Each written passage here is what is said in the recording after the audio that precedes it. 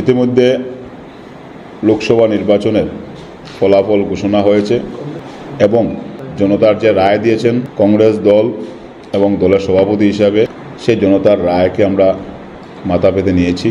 আমি প্রথমেই শিলচর লোকসভার সম্মানীয় ভোটারদের প্রতি আমি চিরকৃতজ্ঞ। আমি এবং আমাদের প্রার্থী সহ কংগ্রেস দল যে আপনারা আপনাদের মূল্যবান ভোট 3,88,094 ভোট আমাদের প্রার্থীকে আপনারা দিয়েছেন এবং নির্বাচনে আমাদেরকে যথেষ্ট সহযোগিতা করেছেন। জনতার যে রায় সেটা আমরা মাথা পেতে নিতেই হবে এবং বিশেষ করে ইন্ডিয়া অ্যালায়েন্সের পার্টনার তৃণমূল কংগ্রেস এখানে আসামে এবং বিশেষ করে শিলচরে ব্যতিক্রম মনোভাব নিয়ে আমরা এটা নির্বাচনের শুরু থেকেই বিশেষ করে আমি বলে আসছিলাম যে এখানে শিলচরে বিজেপির সি টিম হয়ে ওনারা নির্বাচনে অবতীর্ণ হয়েছেন এবং আজকে নির্বাচনে ফলাফল বেরোয়ার পরও সেটা পরিলক্ষিত হয়েছে। ওনারা নির্বাচনের সময় কিভাবে কংগ্রেস দলের ক্ষতি করা যায় আপনারা দেখবেন। ওনারা যে সর্বমোট 20,000 ভোট পেয়েছেন, আমি বলেছিলাম 10,000 ভোট পাবেন, এর থেকে 10,000 বেশি হয়েছে, 20,000 ভোট পেয়েছেন। কিন্তু সেই দলের যে নেত্রী বড় বড় কথা বলেছিলেন যে ওনারাই দ্বিতীয় স্থানে থাকবেন, ওনাদের মূল লড়াই বিজেপির সাথে, সেটা আজকে জল জল পলপল পরিষ্কার হয়ে গেছে। তাতে অনেক জনসাধারণ বিভ্রান্ত হয়ে যে তৃণমূল কংগ্রেস এবং কংগ্রেসের মধ্যে ভোট ভাগাভাগি হয়ে যাবে, বিজেপি এমনিতেই জিতে যাবে, সেই জায়গাতে অনেক ভোট কংগ্রেস থেকে ডাইভার্ট হয়ে সোজাসুজি বিজেপিতে চলে গেছে। সেই যদি আমরা যদি প্রাথমিকভাবে যদি আমরা সেটাকে যদি পর্যালোচনা করি তাহলে সেটাও একটা দায়ী। যাই হোক, জনতা যে রায় দিয়েছেন আমরা এটা মাথা পেতে নেব।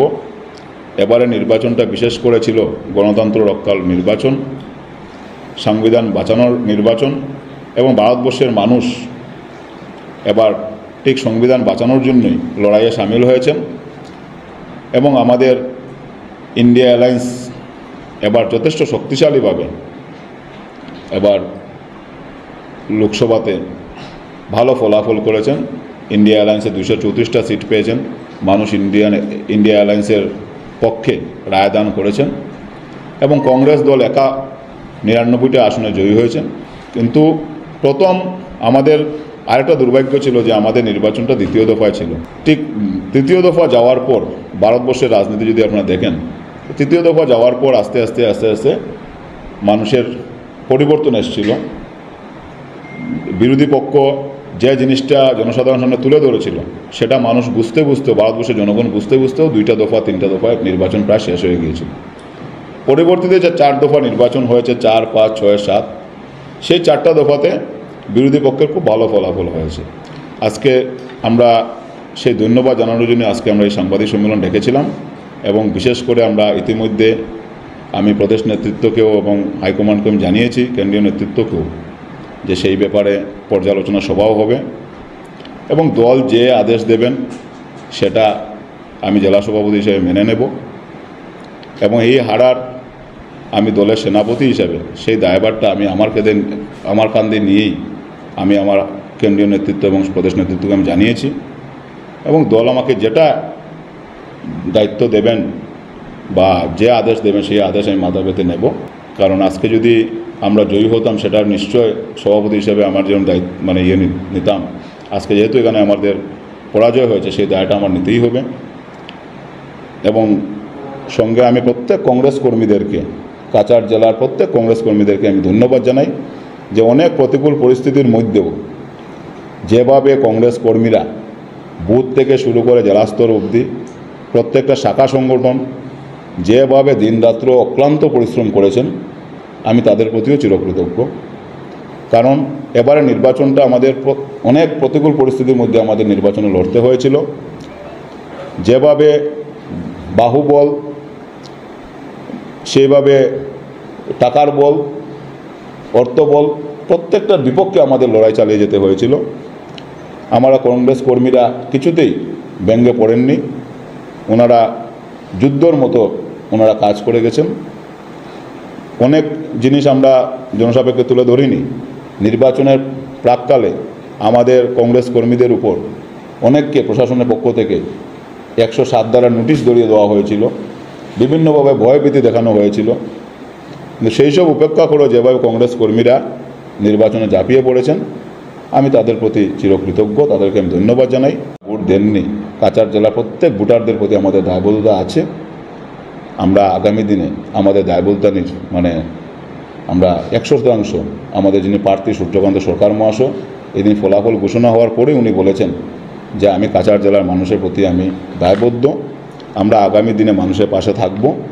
আজকে যিনি এখানে বিজয়ী হয়েছেন, যে ভারতীয় জনতা দলের প্রার্থী, উনি নির্বাচনের আগেও উনি বলেছিলেন যে উনি মোদির সেবক হিসাবে উনি ভোট চেয়েছেন।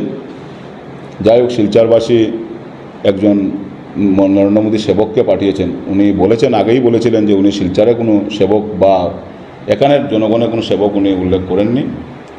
আমাদের প্রার্থী হারার পরেও বলেছেন যে উনি জনসাধারণের সেবা করাই ওনার মুখ্য উদ্দেশ্য। আমাদের দলেরও এটা মুখ্য উদ্দেশ্য। আমরা আগামী দিনে মানুষের পাশে থাকবো, মানুষের সুখে দুঃখে আমরা থাকবো এবং মানুষের সেবা করে যাব। উনি গিয়ে ওনাকে ভোট দিয়ে সবে দিল্লিতে পাঠিয়েছেন, উনি নরেন্দ্র মোদীর সেবা করবেন। সেবার জন্য আমাদের কাছাড় জেলার মানুষ ওনাকে পাঠিয়ে দিয়েছেন। যাই হোক, আমরা আগেও দেখেছি উনি ক্যাবিনেট মন্ত্রী থাকা অবস্থায় যে বরাক উপত্যকার বিশেষ করে কাছাড় জেলাতে কোনোদিনই কোনো সুখ দুঃখতে আমরা পাইনি। এবার আমরা আশা করছি বরাকের শিলচরের মানুষ যেভাবে ওনাকে স্বতঃস্ফূর্তভাবে ভোট দিয়ে পাঠিয়েছেন, হয়তো আগামী দিনে শিলচরের যেগুলা সুবিধা অসুবিধা নিয়ে নিশ্চয়ই উনি সংসদে সোচ্চার হবেন। আমরা দেখেছি কিছুদিন আগে বন্যার প্রায় বন্যার অবস্থা ছিল, অনেক জায়গাতে বন্যায় কবলিত হয়ে অনেক মানুষের মৃত্যু হয়েছে। কিন্তু আমাদের প্রার্থী, ভোট তখন ইভিএমে বন্ধ ছিল, কিন্তু আমাদের প্রার্থী দিনরাত্র মানুষের পাশে গিয়ে দাঁড়িয়েছেন।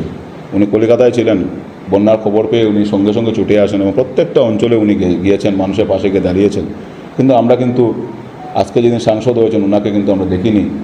যে সুনাইতে 6টা মানুষ জলে ডুবে মৃত্যু হয়েছে, বরখলাতে মানুষের মৃত্যু হয়েছে জলে ডুবে, বা বিভিন্ন জায়গাতে ত্রাণ শিবিরগুলোতেও আমরা কিন্তু সেই ব্যক্তিকে দেখিনি।